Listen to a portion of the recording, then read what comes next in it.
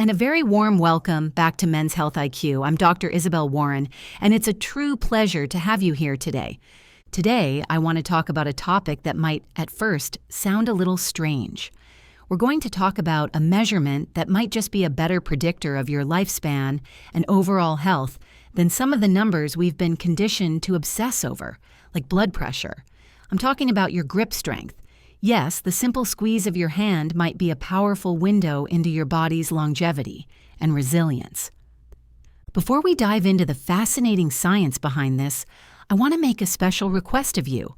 Please, stay with me for our entire time together.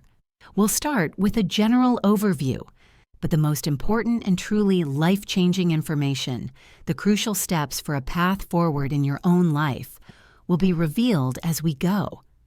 The actionable insights, including practical ways to assess and improve your grip strength, will be found in the latter half of our episode, and I promise you they are well worth the wait.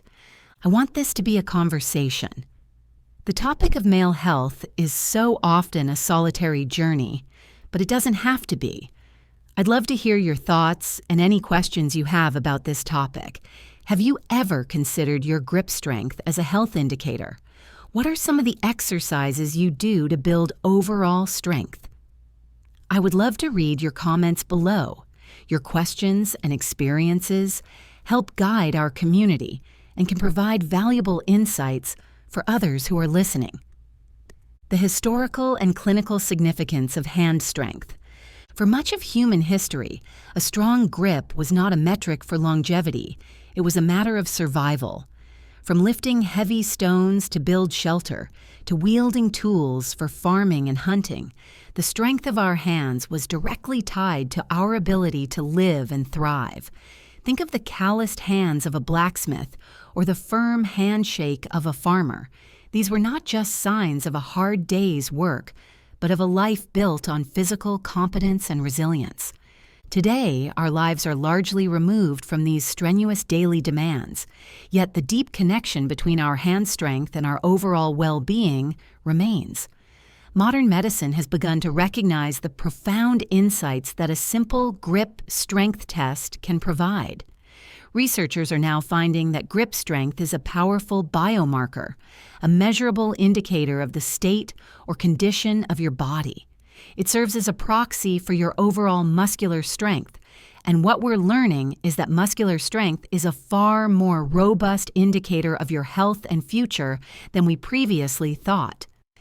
The relationship between grip strength and longevity isn't a new idea, but it has gained significant traction in recent decades. The reason is simple. Your grip strength is a microcosm of your body's health. It reflects the integrity of your muscles, your nerves, your joints, and even your cognitive function. When we lose muscle mass and strength as we age, a process known as sarcopenia, it doesn't just affect our ability to lift objects. It impacts our metabolic health, our bone density, and our hormonal balance. A weak grip is a warning sign that this process may be happening at a faster than normal rate. Clinical studies and the evidence for longevity. The evidence for this connection is not anecdotal. It's backed by a growing body of robust clinical research. One of the most compelling studies comes from the PURE study, which involved nearly 140,000 adults across 17 countries. This massive, multi-year study found that a decrease in grip strength was associated with a higher risk of heart attack, stroke, and early mortality, independent of other risk factors like blood pressure and physical activity. To give you a clearer picture, the study found that for every 11-pound decrease in grip strength, there was a 16% higher risk of death from any cause. Think about that for a moment. This is a more significant association than that found for some of the more traditional risk factors we focus on. The researchers concluded that grip strength is a simple, inexpensive, and powerful tool for predicting cardiovascular disease and mortality. Another key study, published in the British Medical Journal, looked at the link between grip strength and all-cause mortality in middle-aged adults. The study, which followed over 500,000 people, confirmed that lower grip strength was a strong predictor of premature death. They even found that grip strength was more strongly associated with premature death than systolic blood pressure, a metric we rely on so heavily. Why is this? It's because your muscle mass is not just about strength, it's an endocrine organ. When you have more muscle, your body is more sensitive to insulin, your metabolism is healthier, and your inflammatory markers are lower. In essence, a strong grip is a signal that your body's internal machinery is working well.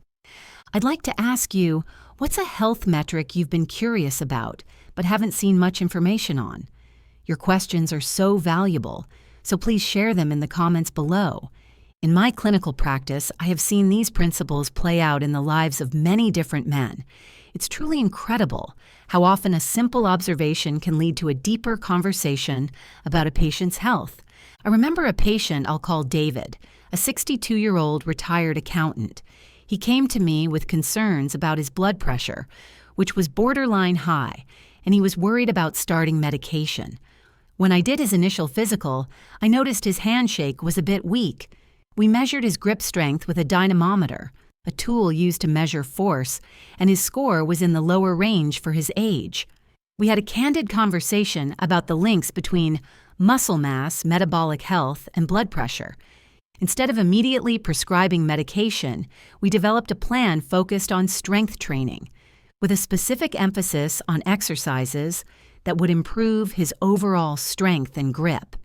6 months later, not only had his grip strength improved significantly, but his blood pressure had also normalized. He had lost some body fat and he felt more energetic than he had in years.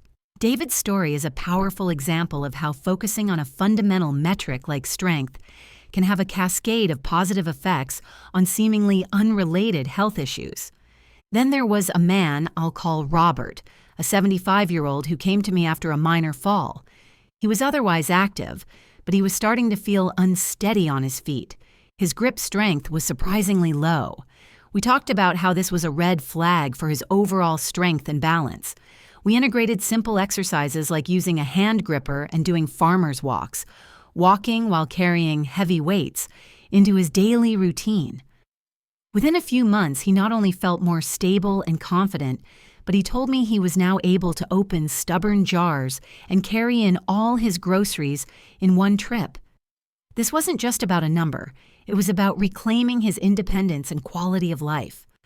Common myths and misconceptions. Let's clear up some of the common myths and misconceptions that can stand in the way of using this valuable information effectively. Myth 1. Grip strength is only important for athletes or manual laborers. Fact. While a strong grip is essential for these groups, the science shows that it is a universal marker of health for everyone. A strong grip reflects your body's overall muscular health and is a powerful indicator of your ability to withstand the challenges of aging.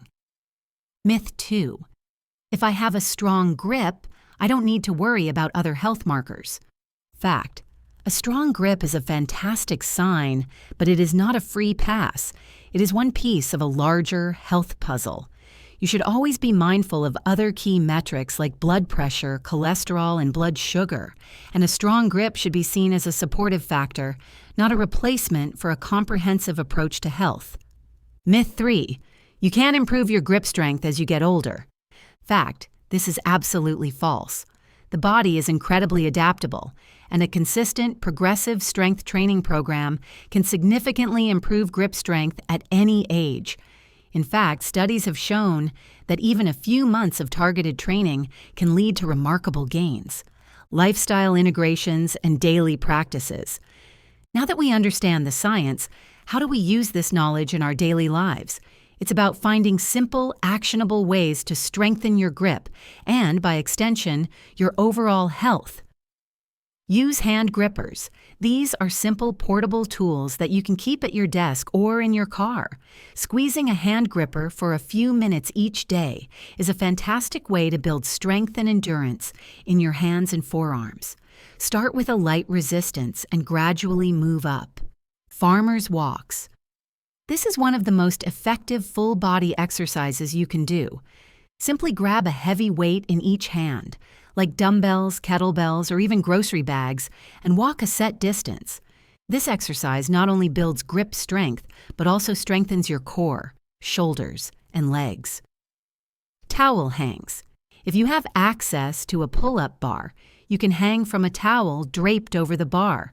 The towel forces you to use a much more intense grip to hold on, and it's a great way to build endurance. Incorporate daily tasks. Think about how you can use your hands more in your daily life.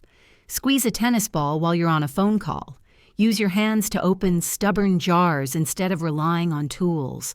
Small, consistent efforts add up over time. A detailed FAQ for our Men's Health IQ community. Question: what is a dynamometer, and how is it used to measure grip strength?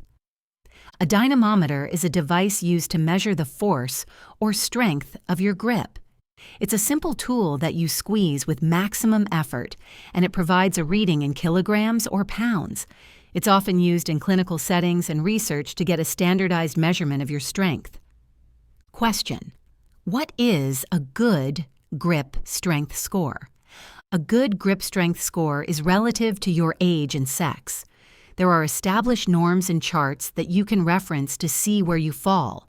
However, the most important thing is not to compare yourself to others, but to track your own progress over time. A consistent grip strength or a gradual improvement is a sign of good health. Question: can a sedentary lifestyle affect my grip strength? Absolutely. A sedentary lifestyle leads to a loss of muscle mass throughout the body, including in your hands and forearms. Since grip strength is a reflection of overall muscular health, a lack of physical activity will almost certainly lead to a weaker grip over time. Question: what is the connection between grip strength and brain health? This is a fascinating area of research. Several studies have shown a correlation between lower grip strength and a higher risk of cognitive decline and dementia.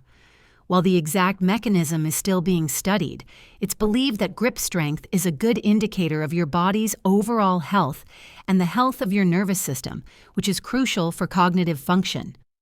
Question: can I have a strong grip but still have a weak core? Yes, it's certainly possible. Strong grip is an indicator of overall muscular strength, but it's not a guarantee that every muscle group is equally strong. It's important to have a balanced training program that addresses all major muscle groups, including your core. Question: why is my grip strength different on my dominant and non-dominant hands? It is perfectly normal for your grip strength to be slightly higher in your dominant hand. Most of us use our dominant hand more often for daily tasks, which naturally leads to greater strength.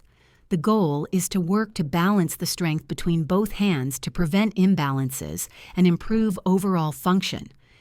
As we draw our conversation to a close today, my dear friends, I hope this discussion has brought a sense of curiosity and a new sense of possibility. The world of men's health is expanding in such exciting ways, and we are no longer limited to old myths. Remember, whether you choose to make a small change to your daily routine or to embark on a more significant journey with a medical professional, the path to health begins with intention. It starts with a commitment to yourself, a willingness to be vulnerable, and the courage to make small, proactive changes. This journey of wellness, of living fully and vibrantly, is one we embark on together. If today's discussion resonated with you, if it offered a fresh perspective or inspired you to make a gentle change, I would be so honored if you would join our ever-growing Men's Health IQ family. Please subscribe to our channel right now. It's a simple act that ensures you'll receive all our future episodes, each designed to empower you with evidence-based insights and heartfelt support for your well-being.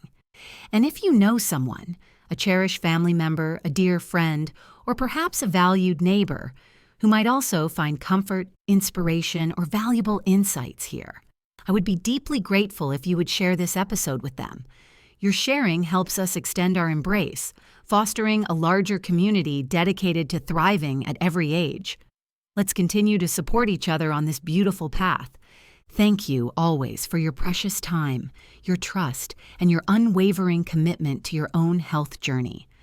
Until we meet again, take exquisite care of yourselves and keep cultivating that wonderful vitality.